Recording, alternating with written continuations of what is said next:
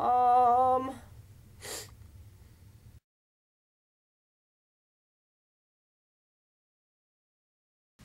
Hey guys, I'm actually doing something different with my video today. Instead of talking about and reviewing an episode, I'm going to discuss the game Star Trek Online because I just started playing it yesterday and I just wanted to offer like first impressions and thoughts about it. Star Trek Online, for those of you who haven't heard about it or don't know about it, it's a MMORPG. I don't play video games. It's a massively multiplayer online role-playing game.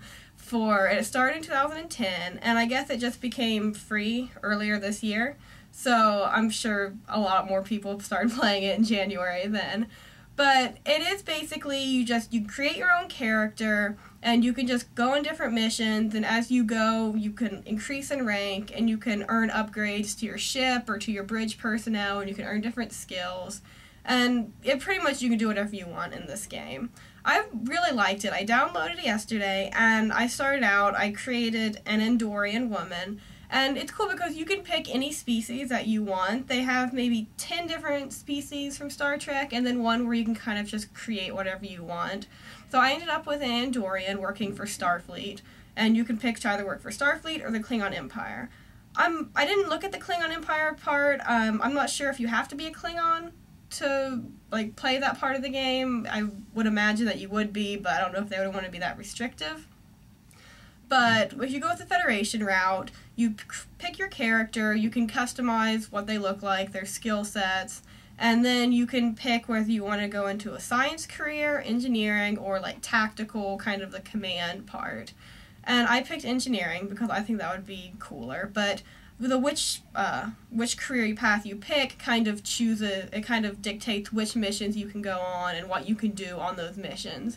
Because I was actually on a mission and there was this dying crew member from another ship flopping around in the hallway, and I tried to resuscitate him or whatever, and it said you have to be pursuing a science career to save him. So I had to just walk away and let him die because I'm engineering, and obviously I can't do anything with sickbay or anything like that.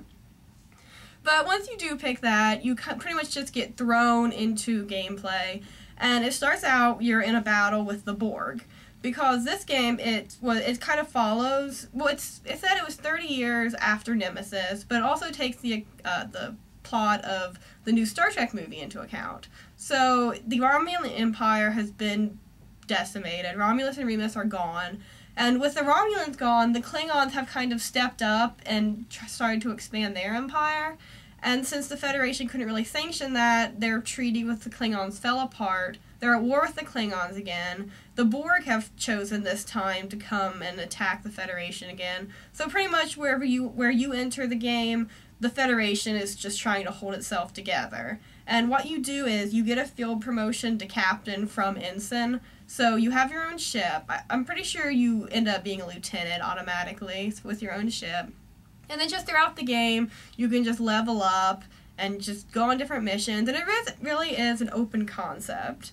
So that's one of the things I like about it, is you can pretty much do whatever you want. You can go to the Central Space Dock above Earth, or spaceport above Earth, and just talk to different people and go on different missions or upgrade your ship. And as you go on these missions, you do earn more of those upgrades and more people for your away teams and more skill sets. And you can just pick up different little things to help you. You end up with a phaser rifle and different hypo sprays. I think you have some mines that you can set. It's just random little things to help you out. Another thing I really liked is the graphics. It's not great, obviously, because it is just an online, free, downloadable game, so it's not going to be as good as, say, something you actually have a console for. But they were pretty decent, and something that kind of goes along with that is I really liked just the accuracy and the way that they depict this world, because you're walking through your ship or whatever, and it does actually look like something that you would see on Star Trek. And even if you're on someone else's ship, and it's not something that they actually showed, it's not a transporter room or the bridge or something that they actually had on one of the Star Trek series. They really keep it kind of true to life, and it does feel like you actually are watching an episode, except with animated people. As far as things I didn't like, the controls are kind of clunky because obviously you are using your mouse pad and your just the keys to move around. But that was fine, except when you're actually piloting your ship in a space battle. That was kind of difficult because it does have a very large turning radius, and it's just kind of hard to fly around. I'm sure that's something you get used to, and I'm sure people who have played other video games would be better at it than I am because I'm pretty much new to this whole thing. So I didn't really like that. I'm pretty happy with it as far as just general gameplay goes. There isn't really much to say that's bad about it. It's just really fun. I'm not sure if it's something that's going to hold my interest for a long time, or if it's something I'll just play for a few days, a couple hours, and then give up on. But it is just really fun to kill a few hours, so I definitely recommend it. And if you do play it, just feel free to leave a comment of what you think of it, maybe like what you've done with your character, how far you've gotten. Any tips or advice for me would be very much appreciated, because I'm really looking forward to playing it in the future and just kind of figuring out where it goes, and any advice would be great because I have no idea what I'm doing. Thanks. One more thing I thought of that I didn't like is the premise, because the Romulans are all dead and the Klingons are at war with the Federation, and that is not the happy-go-lucky Star Trek that I'm used to.